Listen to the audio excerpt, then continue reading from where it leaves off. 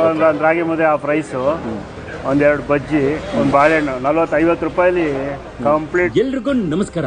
ಒಂದೊಳ್ಳೆ ಮುದ್ದೆ ಊಟ ಮಾಡೋಣ ಅಂತ ಹೇಳಿ ಇವತ್ತು ನಾನು ಬಂದಿರೋ ಜಾಗ ಬ್ಯಾಡ್ರಳ್ಳಿ ಮಾಗಡಿ ರಸ್ತೆ, ದ್ವಾರಕಾ ಮೈನ್ ರೋಡ್, ಅನುಪಮ ಹಾಸ್ಪಿಟಲ್ ಪಕ್ಕನೇ ಇರೋ ಹಳ್ಳಿ ಮನೆ ಉಪಹಾರ.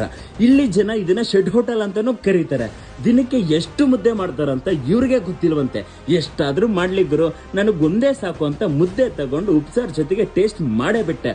ಬೆಸ್ಟ್ ಕಾಂಬಿನೇಷನ್ ಅಂತಾನೆ ಹೇಳ್ತೀನಿ ಗುರುವೆ. ಮಧ್ಯಾಹ್ನ ಊಟಕ್ಕೆ ಚಪಾತಿ ಊಟ, ಮುದ್ದೆ ಊಟ, ರೈಸು, ಆಮೇಲೆ ಮೊಸರನ್ನ ಸಿಗುತ್ತೆ ಸರ್. ಈ ಹೋಟೆಲ್ನ ಮತ್ತೊಂದು ಸ್ಪೆಷಾಲಿಟಿ ಏನಪ್ಪಾ ಅಂದ್ರೆ, ನೀವೇನ್ ತಗೋತಿರೋ ಅದನ್ನ ನೀವೇ ಲೆಕ್ಕ ಇಟ್ಕೊಂಡು ನೀವು ಹೇಳಿದ ಲೆಕ್ಕದ ಮೇಲೆ ಓನರು ದುಡ್ಡು ತಗೊಳ್ಳೋದಂತೆ.